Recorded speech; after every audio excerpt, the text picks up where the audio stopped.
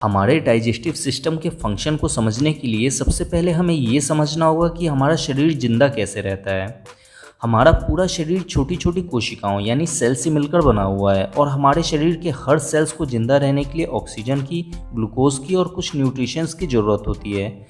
हमारे शरीर के बॉडी सेल्स को ऑक्सीजन की सप्लाई हमारे फेफड़े करते हैं और इन्हें ग्लूकोज और न्यूट्रिशंस की सप्लाई हमारा डाइजेस्टिव सिस्टम करता है। हमारे शरीर में फेफड़ों के द्वारा बनाए गए ऑक्सीजन और डाइजेस्टिव सिस्टम के द्वारा बनाए गए ग्लूकोज को बॉडी के हर सेल्स तक पहुंचाने का काम हमारे ब्लड में मौजूद रेड ब्लड सेल्स करते हैं। हमें डाइजेस्टिव सिस्टम के फंक्शन को समझने के लिए हमें हमारे खाने से मिलने वाले कुछ न्यूट्रिशंस यानी पोषक तत्वों को भी समझना होगा।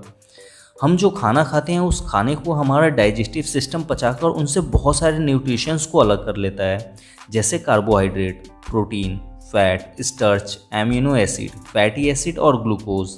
इनमें से लास्ट के सिर्फ इन 3 nutritions amino acid, fatty acid और ग्लूकोज को ही हमारे ब्लड में मौजूद रेड ब्लड सेल्स एब्जॉर्ब यानी अवशोषित करके बॉडी के हर सेल्स तक पहुंचाते हैं। तो आइए अब जानते हैं कि हम जो खाना खाते हैं उसे हमारा डाइजेस्टिव सिस्टम कैसे पचाकर उनमें से एमिनो एसिड, फैटी एसिड और ग्लूकोज को बनाता है। हमारे डाइजेस्टिव सिस्टम यानी पाचन तंत्र में हमारे शरीर के 6 हिस्से शामिल हैं। पहला हमारा मुंह, दूसरा स्टमक यानी अमाशय, तीसरा लीवर, चौथा पैनक्रियाज ग्लैंड यानी अग्नाशय ग्रंथि, पांचवा स्मॉल इंटेस्टाइन यानी छोटी आंत और छठा लार्ज इंटेस्टाइन यानी बड़ी आंत शामिल है। हम जो खाना खाते हैं उसे पचाने की शुरुआत हमारे मुंह से ही शुरू हो जाती है। जब हम खाना खाते हैं तो उस खाने को हमारा दांत छोटे छोटे टुकड़ों में तोड़ देता है। अब हमारे मुंह के अंदर मौजूद स्लाइवेरी ग्लैंड यानी लार ग्रंथियाँ उस खाने में स्लाइवा यानी लार को छोड़ना शुरू कर देती है। मुंह के अंदर खाना को पचाने का काम यही स्लाइवा करता है। स्लाइवा में मेन 3 एंजाइम होते हैं जो खाना को पचाने का काम करते हैं, लाइसोजाइम, टाइलिन और म्यूकस। लाइसोजाइम हमारे द्वारा खाए गए खाने में मौजूद बैक्टीरिया को मारने का काम करता है। टाइलिन खाने में मौजूद स्टार्च जो एक प्रकार का कार्बोहाइड्रेट है उसे निकाल लेता है और स्लाइवा में मौजूद म्यूकस का काम खाने को चिपचिपा बनाना है ताकि वो पेट के अंदर आसानी से जा सके। अब ये खाना एसोफेगस यानी ग्रास नली से होते हुए स्टमक तक पहुंचता है। ये एसोफेगस 25 सेंटीमीटर लंबा होता है। खाना स्टमक में पहुंचने के बाद स्टमक इस खाने में हाइड्रोक्लोरिक एसिड को छोड़ता है ताकि जो स्ट्रॉन्ग बैक्टीरिया मुंह के अंदर नहीं मर पाए थे वो अब अच्छी तरह से मर जाएं। हाइड्रोक्लोरिक एसिड की वजह से स्टमक में मौजूद खाना और भी छोटे छोटे टुकड़ों में टूटकर पतला हो जाता है। स्टमक के अंदर एक ग्लैंड पाया जाता है जिसे गैस्ट्रिक ग्लैंड यानी जठर ग्रंथि कहते हैं। ये गैस्ट्रिक ग्लैंड स्टमक के अंदर गैस्ट्रिक जूस को छोड़ता है। इस गैस्ट्रिक जूस में रेनिन और पेप्सिन 2 एंजाइम पाए जाते हैं। रेनिन और पेप्सिन का काम खाने को पचाकर उनमें मौजूद प्रोटीन को निकालना है। पेप्सिन खाने में मौजूद प्रोटीन को अलग करके उसे तोड़कर प्रोटीन के एक स्मॉलेस्ट फॉर्म पेप्टोन में बदल देता है। हम जितना ही ज़्यादा खाना खाते हैं स्टमक उस खाने को पचाने के लिए उतना ही ज़्यादा हाइड्रोक्लोरिक एसिड छोड़ता है। इसलिए जब कोई इंसान हद से ज़्यादा खाना खा लेता है तब स्टमक में ज़्यादा हाइड्रोक्लोरिक एसिड रिलीज़ हो जाने के कारण खाना एसिडिक हो जाता है और गैस बनाने लगता है। तब इसे ही हम एसिडिटी कहते हैं। इस प्रॉब्लम से छुटकारा दिलाने के लिए डॉक्टर मैग्नीशियम हाइड्रोक्साइड देते हैं। हम जो इनो पीते हैं वो मैग्नीशियम हाइड्रोक्साइड ही होता है। मैग्नीशियम हाइड्रोक्साइड क्षारीय प्रकृति का होता है और हम सब ये बात जानते ही हैं कि अम्ल और क्षार आपस में मिलकर निष्क्रिय हो जाते हैं। इसलिए इनो पीने के तुरंत बाद एसिडिटी ठीक हो जाता है।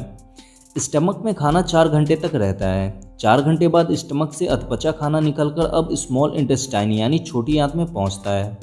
स्मॉल इंटेस्टाइन लगभग 7 मीटर लंबा होता है। स्मॉल इंटेस्टाइन में खाना पहुंचने के बाद लीवर इसमें बाइल जूस यानी पित्त को छोड़ता है। लीवर द्वारा छोड़ा गया बाइल जूस क्षारीय प्रकृति का होता है। छोटी आंत अम्लीय खाने को नहीं पचा पाती है, इसलिए स्टमक में हाइड्रोक्लोरिक एसिड के कारण अम्लीय बना हुआ खाना बाइल जूस मिक्स होने के कारण निष्क्रिय हो जाता है। बाइल जूस फैट यानी वसा को भी पचाने का काम करता है। स्मॉल इंटेस्टाइन में खाना पहुंचने के बाद पैनक्रियाज ग्लैंड इस खाने को और भी अच्छे तरीके से पचाने के लिए इसमें पैनक्रिएटिक जूस को छोड़ता है।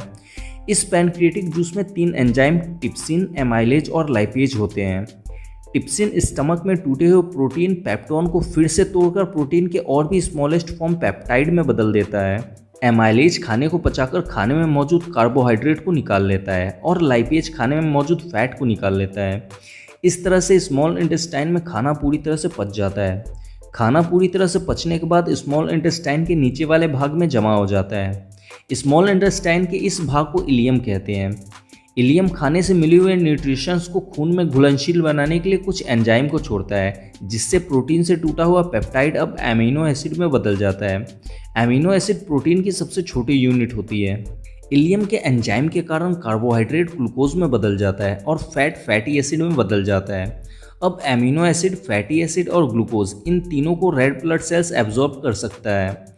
इलियम में फिंगर शेप के कुछ स्ट्रक्चर पाए जाते हैं, इन्हें विलाई कहते हैं। इन विलाई के अंदर ब्लड वेसल्स यानी बहुत ही पतली पतली खून की नलिकाएं होती हैं। जब इलियम में एमिनो एसिड, ग्लूकोज और फैटी एसिड बन जाते हैं तब इन विलाई द्वारा इन्हें एब्जॉर्ब करके ब्लड में भेज दिया जाता है। अब ब्लड में मौजूद रेड ब्लड सेल्स इन न्यूट्रिशंस को बॉडी सेल्स तक पहुंचा देते हैं। खाने में मौजूद मिनरल्स यानी खनिज पदार्थों को स्मॉल इंटेस्टाइन को तोड़ने की जरूरत नहीं पड़ती, इन्हें विलाई द्वारा डायरेक्ट एब्जॉर्ब कर लिया जाता है। हमारे डाइजेस्टिव सिस्टम को प्रोटीन को पचाने में सबसे ज़्यादा मेहनत करना पड़ता है।